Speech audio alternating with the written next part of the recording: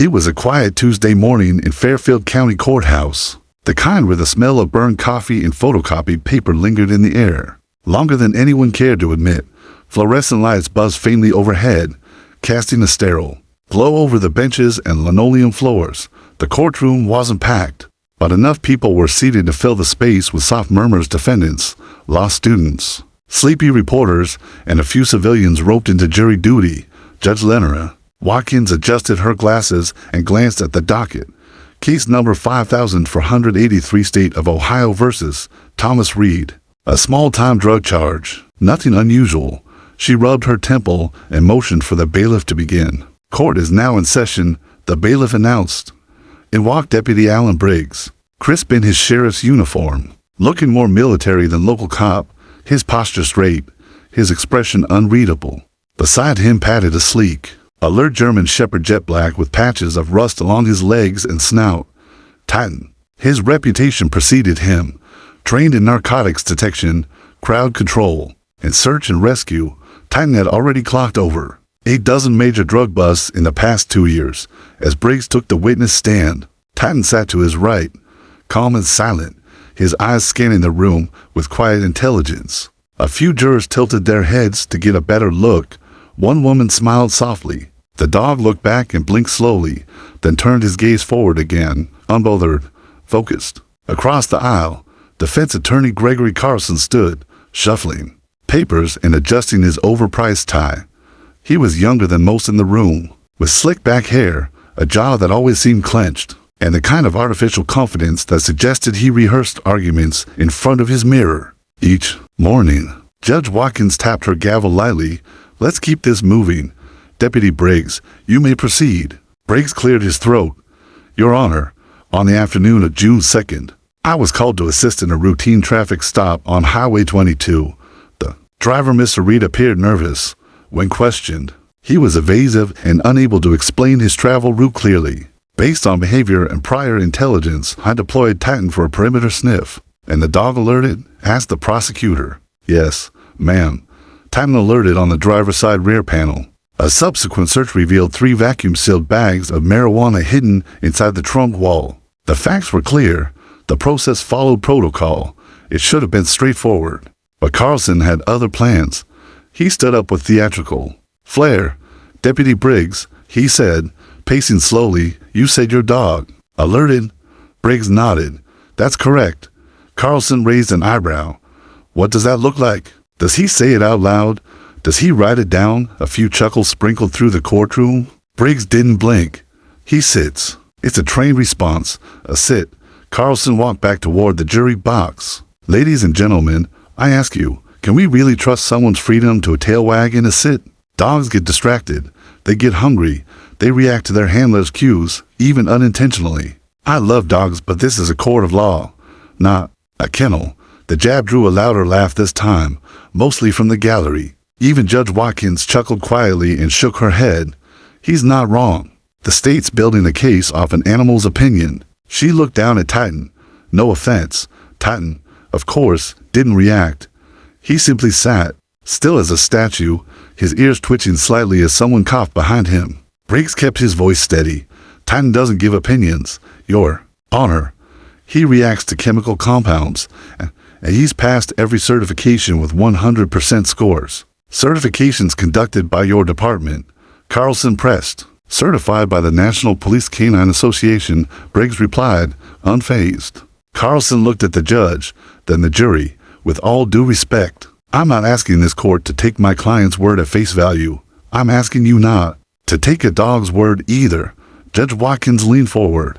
Deputy, do you believe your K9 partner is accurate? Yes, Your Honor. I've worked with Titan for over 3 years. I trust him more than most people. Carlson chuckled. Charming sentiment, but still doesn't prove he wasn't reacting to your body language or an old sandwich in the back seat. At this, Briggs paused, then spoke carefully. If I may, Your Honor, would the court permit Titan to demonstrate his detection ability right here, right now? The room stilled. Judge Watkins raised an eyebrow. You want to deploy your dog in my courtroom? If it pleases the court, Briggs said. I'll give no signals, no cues. Let him search freely. Carlson threw up his hands. Now this really is a circus. Watkins looked between the two men, then at the quiet, waiting dog. Titan hadn't moved an inch since entering. No bark, no tail wag, just presence. A hush fell over the room. After a moment, she sighed and leaned back in her chair. Fine, let's see what he can do. What if he pees on my bench? He's barred for life. Light laughter followed. Though less than before, the mood had shifted, curiosity now replacing ridicule. Briggs gave a subtle whistle. Titan stood immediately, the air tightened. No one judge, jury, or defendant could have guessed what was coming next.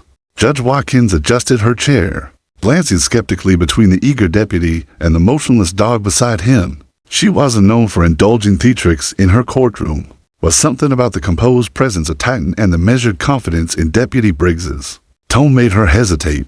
Maybe it was curiosity, maybe it was instinct. You're really asking to let the dog conduct a narcotic sweep of my courtroom? She asked, still half expecting him to back down. Yes, Your Honor, Briggs replied, controlled, quiet, non-disruptive. I won't guide him. No signals, just let him do what he's trained to do. Carlson scoffed loudly, shaking his head as he gathered his notes in mock disgust. Your Honor, we're turning a legal proceeding into a dog and pony show minus the pony. This isn't a demonstration hall. This is a court of law. Mr. Carlson, Watkins said dryly. You're the one who just questioned the dogs. Credibility in front of 12 jurors and 3 journalists. Seems fair to let the dog defend his honor. Laughter rippled through the benches. Carlson's jaw twitched. The judge nodded toward the bailiff, clear a path, and for heaven's sake, make sure no one's got snacks in their bag. Titan rose on silent pause as Briggs released the leash with a gentle whisper. Search. The single word hung in the air like a challenge. All eyes followed the dog. He started toward the jury box first, sniffing slowly at the floor and sides of the benches. Not a single bark, twitch, or tail flick. The jurors froze in place, unsure whether to look at him or pretend they weren't watching. Titan passed each row methodically. His breathing was even, measured, his head dipping slightly with each step. Briggs stood several feet away, hands behind his back. No movement, no commands, just watchful silence. One juror, the elderly woman, in seat number 4, clutched her purse tightly against her lap. She gave a nervous glance toward the judge, who offered a slight nod of reassurance. Relax, folks, Watkins said. He's not here for your mints or gum. Titan finished scanning the jury box and moved on to the public benches. Reporters shifted nervously, unsure if their camera bags would draw interest. A local journalist from the Fairfield Daily Ledger lifted his laptop bag slightly off the floor, as though afraid Titan might mistake it for contraband. But Titan didn't give them a second glance. He swept past them all, moving on to the prosecution's table. The assistant DA stiffened slightly as Titan passed behind her chair, then resumed scribbling in her notepad. Next came the defense table, and that's when something changed. Titan slowed. The shift was subtle, barely perceptible at first, but those who had been watching him carefully could see it. The way his nose dipped toward the briefcase at the foot of the defense table, how his tail lowered slightly and stiffened behind him. Carlson, still flipping pages in a legal pad, seemed not to notice at first. Titan paused, sniffed again, then he sat, completely still, eyes forward, ears alert, silent. Briggs inhaled quietly. The judge frowned. Is that? Briggs nodded once. That's his alert posture, Your Honor. The room went utterly silent. Carlson looked down at his bag. What the hell is this? He snapped. That's my briefcase. This is ridiculous. Titan didn't move. Mr. Carlson, the judge said slowly, please step back from the table. Are you kidding me? You're letting a dog accuse me now. I said step back. Carlson hesitated, then reluctantly shuffled a few feet away, glaring at Titan with open hostility. The bailiff moved forward. Open the bag, Judge Watkins ordered. Her voice was low now, sharp, no trace of amusement. The bailiff unzipped the top, pulled back a folder, reached deeper, then froze. Everyone waited. He withdrew a small, tightly sealed glass vial roughly the size of a film canister. Inside was a white, crystalline substance. He held it up. The courtroom gasped. Oh my God, someone whispered from the back. Carlson's mouth opened slightly, his face draining of all color. I don't. What is that? That's not mine. I don't carry anything like that. Silence, Judge Watkins snapped. Titan remained sitting, unmoving, his gaze still locked on the spot he'd signaled. "Is that what I think it is?" she asked the bailiff. The bailiff unscrewed the cap just enough to get a scent. He jerked his head back. "Cocaine, by the smell of it. Could be cut with something, but it's definitely a narcotic." Carlson stumbled over his words. This is a setup. Someone planted that in my bag. This is illegal. I'll have every charge dismissed. This is entrapment. No one touched your bag." Watkins interrupted. "No one but you." Briggs remained silent, standing a few feet away from Titan, who still hadn't flinched or turned his head. The silence in the room was electric, part awe, part disbelief. It felt like time had paused. Watkins leaned forward, voice low and icy now. "Mr. Carlson, you will remain in this courtroom. Bailiff, secure the vial and escort Mr. Carlson to a holding room for questioning. We'll be reconvening shortly." The bailiff moved quickly. Carlson sputtered protests. But there was no sympathy left in the room. Not from the jury. Not from the audience. Not even from the judge, who had chuckled just 15 minutes earlier at the idea of a dog testifying. And certainly not from Titan, who had just changed everything with a single, silent sit. Titan remained in the same position, rigid, focused, unshakable as the bailiff gently placed the small glass vial into an evidence bag and sealed it. It had been just under 2 minutes since Briggs issued the search command, and already the case had taken a stunning turn. Everyone in the courtroom knew it. The laughter and light-hearted skepticism were gone now, evaporated in the stunned silence that hung heavy over the room like fog. Judge Watkins sat frozen behind the bench, one hand slowly curling into a fist beneath the desk. She wasn't easily rattled. She'd seen murder trials, embezzlement, domestic assaults, but never had a demonstration during a minor narcotics hearing expose potential criminal behavior from a licensed defense attorney. In her courtroom, she leaned toward the bailiff. "Get that vial to the lab. Fast-track the test. I want confirmation within the hour." "Yes, Your Honor." "Take Mr. Carlson to the side chamber. He's to remain under watch. No contact until we determine what exactly is going on." Carlson stood stiffly now, pale and shaking slightly as the bailiff gestured for him to move. "I'm not under arrest," he said shakily. "You can't just detain me like I'm a criminal. I'm an officer of the court." "Then act like one," Watkins interrupted coldly. "For now, you'll wait. We'll determine what comes next once we verify that substance." Carlson's eyes darted to the jury box, then to the gallery, where whispers had begun to build into quiet waves of disbelief. He seemed to shrink as he followed the bailiff out of the room, his shoulders hunched like he was walking into weather, too heavy for his frame. Briggs still hadn't moved. Neither had Titan.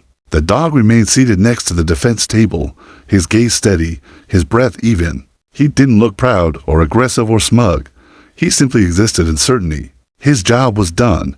The signal had been given. It was never up to him what happened next. Watkins finally broke the silence. "Deputy Briggs."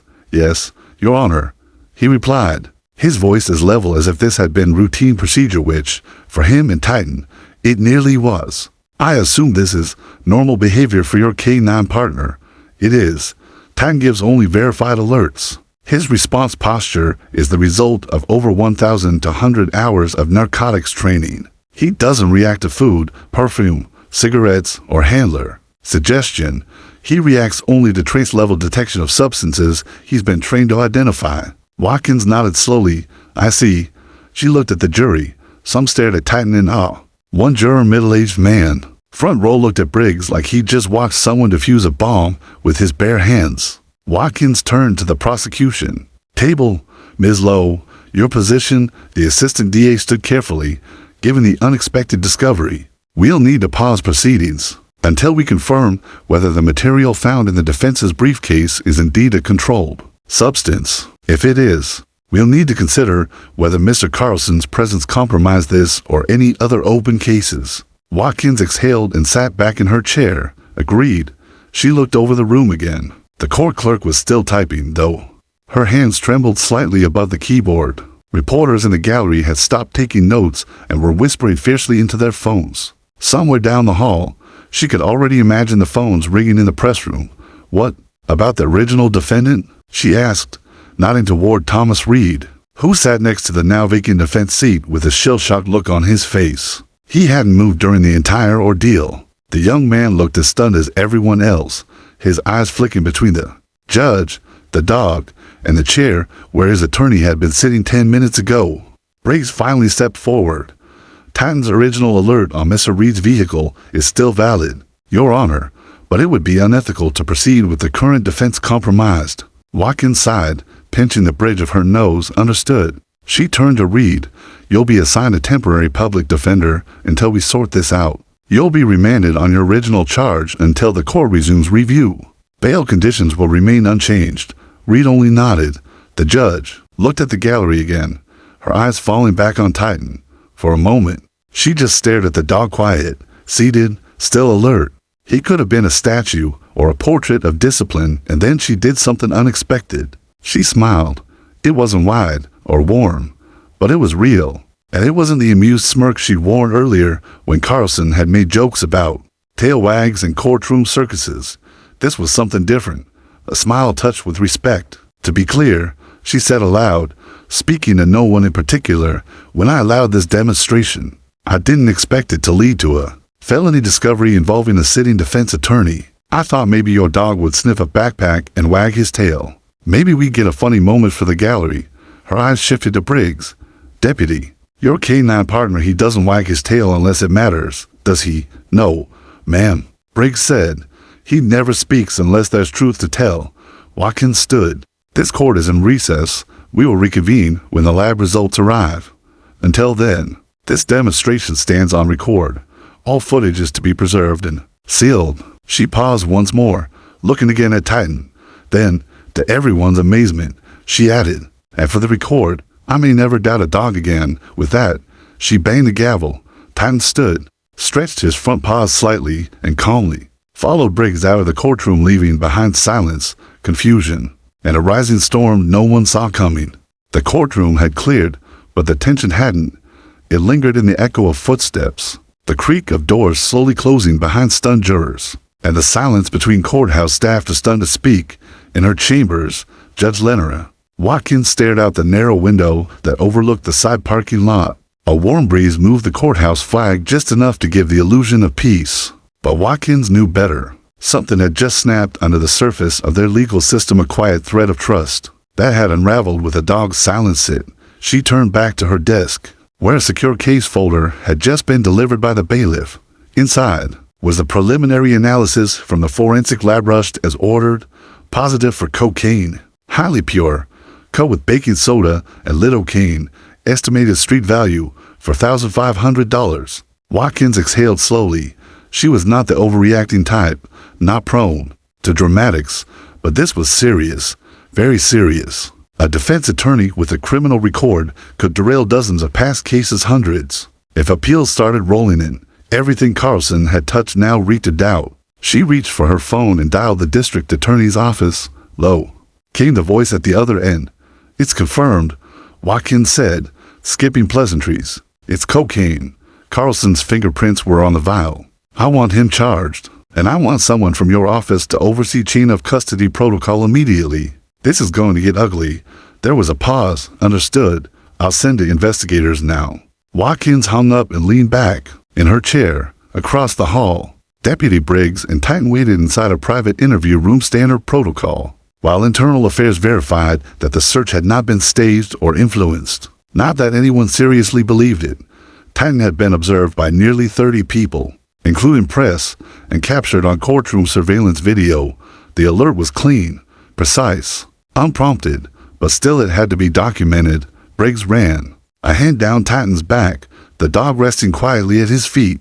The fluorescent light above them flickered slightly, casting a slow rhythm across the linoleum. Good boy, Briggs whispered, not out of pride, but appreciation. Titan didn't understand the political fallout, the legal ramifications, or the press frenzy beginning to brew outside the courthouse. All he knew was that he did his job. Just like always, across town, news was already spreading. A junior reporter from the Fairfield Daily Ledger, who had quietly lip-readed most of the morning's events, had uploaded a photo of Titan in the courtroom. The caption read, "Courtroom K9 alerts on defense attorney's briefcase. Bailiff finds suspected drugs. Full story developing. Hashtag Titan the dog. Hashtag courtroom drama." Within an hour, the tweet had exploded, picked up by major accounts, retweeted by national legal blogs, and even reshared by a famous crime novelist with the caption, "You can't make this stuff up." By early afternoon, satellite vans from 3 networks lined the courthouse lawn. Camera crews angled for shots of the courthouse doors. Correspondents rehearsed talking points about courtroom protocol, legal ethics, and the irony of a defense. Attorney caught with the very substance he fought so hard to discredit. Inside, the courthouse scrambled to adapt. Bailiffs fielded phone calls. Clerks sifted through files tied to Carlson's previous cases. And court administrators quietly notified the State Bar of Ohio. Carlson's license would almost certainly be suspended pending investigation. If convicted, he could be disbarred for life. In the private holding room, Carlson himself sat red-faced and jittery. His suit jacket had been removed, revealing sweat stains beneath his arms. He wasn't shouting anymore, he was pleading. "I don't know how it got there," he said for the 6th time. "Someone planted it. I've never touched cocaine in my life." Two detectives sat across from him, stone-faced. "Your fingerprints are on the vial." The lead detective replied, "We're awaiting a match to see if it's been traced to any open investigations. You'll have a chance to make a formal statement later. This is retaliation," Carlson muttered. "I've defended some serious people. Cops, drug dealers, any one of them could have slipped it in my bag. I didn't put it there." The detectives didn't respond. They'd heard it all before. Back in the courtroom, the quiet buzz had turned into full-on chaos. The prosecution had been granted a continuance. The original defendant, Thomas Reed, had been given temporary counsel and was being moved to a safe facility while the dust settled. The jury was dismissed for the day. Most didn't even leave right away. They hung around outside on the courthouse steps, texting family and friends. "You won't believe what just happened during jury duty." And in the far corner of the building, behind a one-way observation window, Judge Watkins watched it all unfold. She wasn't smiling anymore. She thought back to the moment that had started it all: the courtroom laughter, the raised eyebrows, the snarky comments about dogs and wagging tails. She remembered clearly what she'd said. "Are we really trusting the tail wag to decide guilt or innocence?" Now she knew better. She leaned forward and scribbled a note on a legal pad, underlining the words twice. Every signal means something, especially the quiet ones. As she looked up, she caught sight of Titan and Briggs walking calmly toward the exit. Titan's head held high, his pace even. He didn't know the world was watching. He just did his job, and that job had just cracked open a legal scandal that would rock the county for years. By the following morning, Fairfield County Courthouse had become the unlikely epicenter of a national media storm. Titan's silent sit, captured by courtroom surveillance and a well-timed smartphone video from a freelance journalist in the gallery, had gone viral overnight. The 30-second clip zoomed in on the moment Titan stopped, sniffed, and sat in front of the defense table was now featured on every major news network. From coast to coast, Courtroom K9 exposes corrupt lawyer in real-time. Dog delivers justice in mid-trial twist. Who needs a witness? Meet Titan. The truth-telling dog. It was surreal. Deputy Briggs stood in the hallway outside his precinct's media office, staring at the TV screen mounted above the front desk. There he was on CNN, standing beside Titan in full uniform in a slow-motion replay of yesterday's moment. Even the anchors couldn't help but smile. "Hard to believe what we're seeing here," one said. "That dog didn't bark, didn't growl. He just sat down." And moments later, they found cocaine in the attorney's bag. "It's like something out of a legal thriller." Briggs shook his head and looked down at Titan, who lay calmly by his boots, chewing gently on a rubber con toy like none of this concerned him. "You just had to go and ruin everyone's quiet week, didn't you?" Briggs said with a smirk. Titan's tail thumped once against the floor. The courthouse phone lines were jammed. Schoolchildren were sending hand-drawn cards. Celebrities had posted pictures of Titan with captions like "Hero of the Week" and "Let Dogs Run Congress." One children's author even offered to write a picture book about him, Titan the Truth Dog. But inside the legal system, the tone was far less cheerful. Carlson had officially been charged with possession of a controlled substance, with intent to distribute based not only on the cocaine found in his briefcase, but also on further evidence uncovered after a search warrant was executed at his home. Investigators had discovered digital ledgers referencing client names and financial figures that didn't match any legitimate billing system. Some transactions appeared to reference potential plea, manipulation, and suspiciously light sentencing outcomes. It was no longer a quirky courtroom headline. It was corruption deep, systemic, and unraveling fast. The district attorney's office launched a review of all cases Carlson had handled in the past 5 years. Defense verdicts were under scrutiny. Plea deals were being reevaluated. A task force was quietly established to manage the massive legal backlog suddenly called into question by the fall of a single attorney. Back in the precinct, Captain Rosales called Briggs into her office. "You and your mutt made quite the mess," she said, half teasing, half exhausted. Briggs raised an eyebrow. "You'd rather we miss the cocaine?" "Of course not. But I've got the mayor asking for Titan to attend a press event, the podcast producers trying to get an interview, and every news outlet this side of the Rockies leaving voicemails for you. And on top of that, I've got 8 departments wanting to know how we train that dog." Briggs stayed silent for a beat, then replied, "Same way we train them all. We just listen when they speak." Rosales smiled faintly and handed him a folder. Media requests, public speaking offers. One woman offered to knit him a police uniform sweater. Briggs chuckled and handed it back. "He doesn't care about any of this." She nodded. "I know, but people do. And right now, that dog is more credible than half the legal professionals in this county." Outside the department, Titan's fame wasn't just bringing attention, it was inspiring reform. State legislators were already drafting a bill to formalize the use of body cams and surveillance in courtroom K9 demonstrations, citing Titan's transparent justice moment as a model. Some public defenders welcomed the spotlight, calling it a chance to expose corruption and clean out the legal system. Others were less enthusiastic, accusing law enforcement of leveraging media coverage to boost budgets and silence defense attorneys. But most of the public didn't see politics, they saw truth. Truth in the stillness of a dog who had nothing to gain, nothing to prove, and no reason to lie. Back at the courthouse, Judge Watkins sat in her chambers, watching the same clip. For the 4th time, she hated the media, hated how they twisted things. But this clip, this moment, it was unspinnable. She saw herself in the background, smiling with polite skepticism. She watched Titan pause, sit, the courtroom go still. Her face changed. The order she gave to open the briefcase, the vial. She sighed and turned off the monitor. Everything after that had changed. The courtroom, the case, her own perception of what justice could look like. She pulled out a fresh sheet of legal stationery and began drafting a public statement, not just for the press but for her own record. "What I witnessed was not just a trained response," she wrote, "but a reminder that justice, at its purest, is silent, objective, and undeniable." Titan reminded us of that. We would do well to remember it. Across the city, murals began appearing, chalk drawings of Titan on sidewalks. Instagram filters with K9 ears and badges, even a bakery offering Justice biscuits in his honor. Titan, meanwhile, took it all in stride. He didn't know.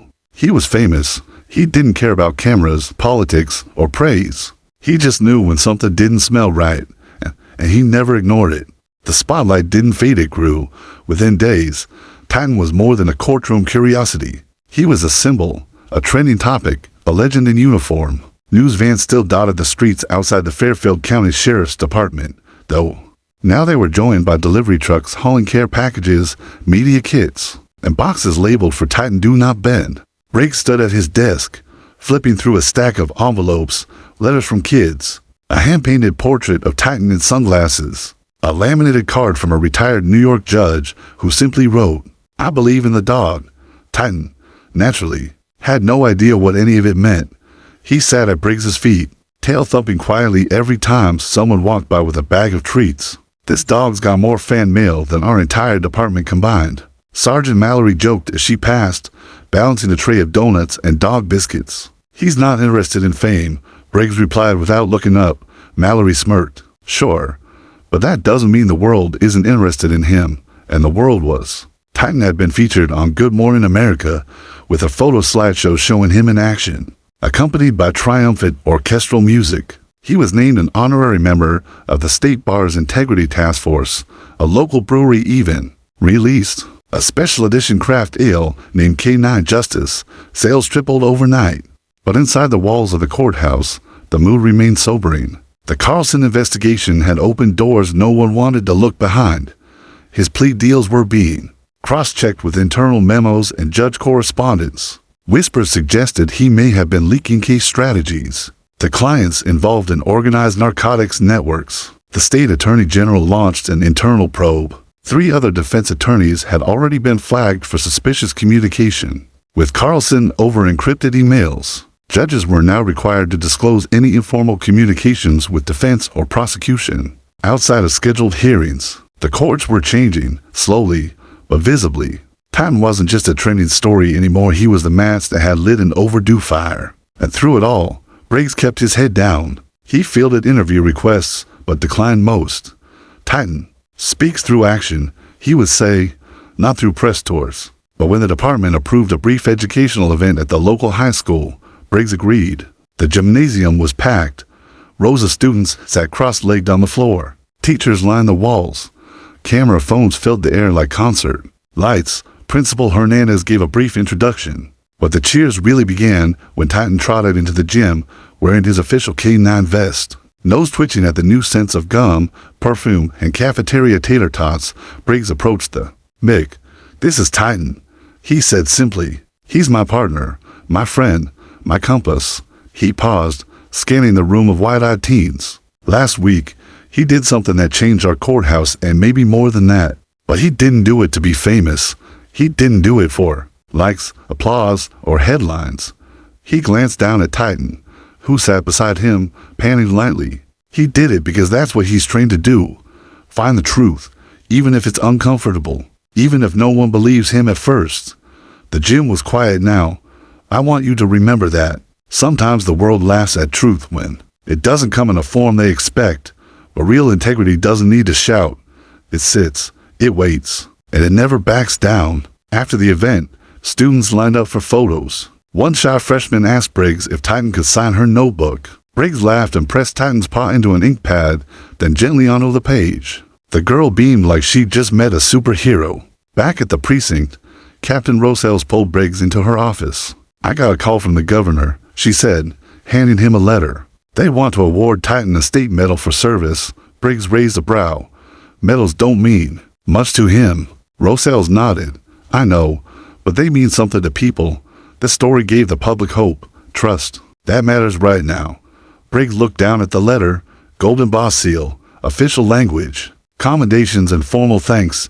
Titan sat beside him, yawning. "What do you think, boy?" Briggs said, scratching under Titan's collar. "You ready for a tux?" Titan tilted his head, then sneezed. Rosales chuckled. "I'll take that as a yes." Later that night, after the interviews and photo shoots, after the cameras had gone dark and the courthouse doors were locked, Briggs and Titan walked their usual patrol route. The stars were out. The air smelled like warm asphalt and fresh-cut grass. They stopped at the edge of a playground, where Titan sniffed at the base of a slide, then lay down without prompting. Briggs sat beside him, arms resting on his knees. "You don't care about speeches, do you?" he said softly. "You don't care about applause. You just care about getting it right." Titan looked at him, eyes steady. Briggs smiled. "That's more than I can say for half this town."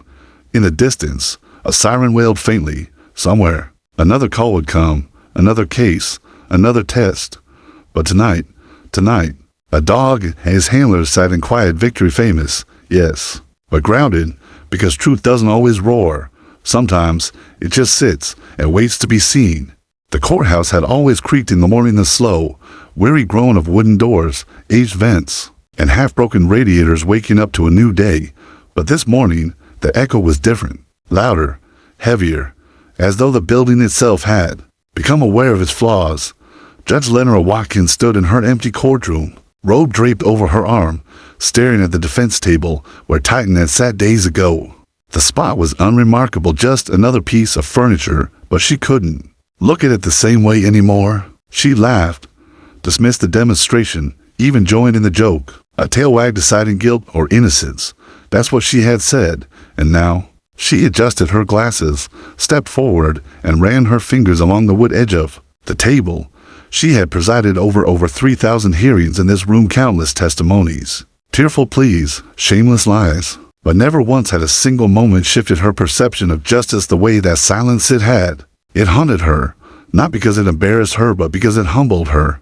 Her clerk, Melanie, poked her head through the door. "Your Honor, the judicial review team is ready for you upstairs." Watkins nodded. "Tell them I'll be right there." She glanced once more at the now famous spot before turning away. The room felt different now. Not haunted, just awake. Upstairs, in the courthouse's cramped conference suite, the fallout continued. The Judicial Ethics Committee, brought in from Columbus, had begun reviewing every ruling Judge Watkins had signed involving Gregory Carlson in the last 5 years. Not because she was suspected of wrongdoing, she wasn't, but because now every file with Carlson's name on it carried a toxic shadow. He filed over 40 motions in this district. One of the review officers muttered, sliding a binder across the table. Some of his plea deals cut sentencing in half. A few were expedited in ways that don't match court timelines. I approve those timelines based on procedural clearance, Watkins said, sitting straight. If Carlson manipulated evidence, it was invisible in open court. We believe you, said the lead officer, but it may not matter. The cases are tainted. Some defendants are already filing appeals, citing ineffective counsel. Watkins felt the edge of that truth sink into her ribs. She rolled with confidence. She trusted the process, but the process had a leak one no one had seen, except the dog. Do what you need to do, she said softly. My record can withstand scrutiny, but the system needs to know who else is compromised. As they left the room, Watkins lingered. Behind, she stared out the window, hands folded. How many times had she assumed truth was loud, that it needed perfect language, confident tone, airtight arguments? Titan had changed that in seconds. No words, no gestures, just presence, certainty. She began drafting a personal memo for the state's judicial newsletter. It wasn't part of the official investigation, but it was something she needed to do. I was wrong, she wrote in clean, sloping script, not in judgment, but in assumption. I thought a silent witness couldn't be trusted. I mistook. Quiet for questionable. But I've learned truth often arrives without sound, without defense. Sometimes it simply sits until it's noticed. Meanwhile, across town, Briggs reviewed his unit's upcoming K9 demonstrations. They'd received 5 requests from schools, 3 from police academies, and even one from a TED-style speaking event. He declined the last one. Titan wasn't a speaker.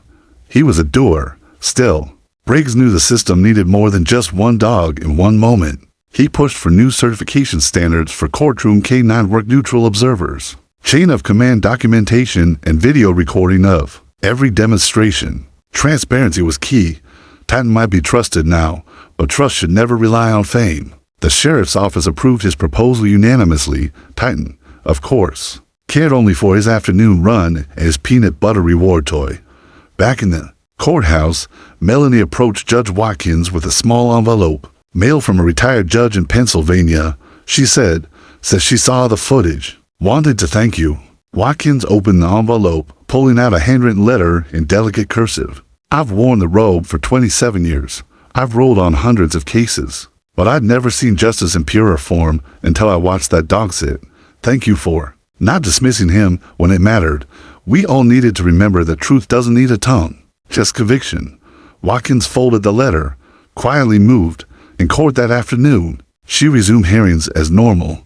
The room was still under heavy scrutiny. Reporters still sat in the gallery, though fewer than before. The air was no longer suspicious, just cautious. At one point during the hearing, a defense attorney made a joke. Well, let's hope Your Honor doesn't call a dog in to overrule me. It was meant lightheartedly, a call back. Watkins didn't laugh. She looked up over the rim of her glasses and said with complete sincerity, if I did, I'd be confident he'd get it right. The room fell respectfully quiet, because everyone knew what she meant. The courthouse was unusually quiet that morning. The hustle of reporters, the chatter of curious onlookers, even the occasional excited bark from Titan all had faded into memory. The media storm had passed. The investigations had run their course. The system was settling back into its usual rhythm, but with a new undercurrent of vigilance and integrity.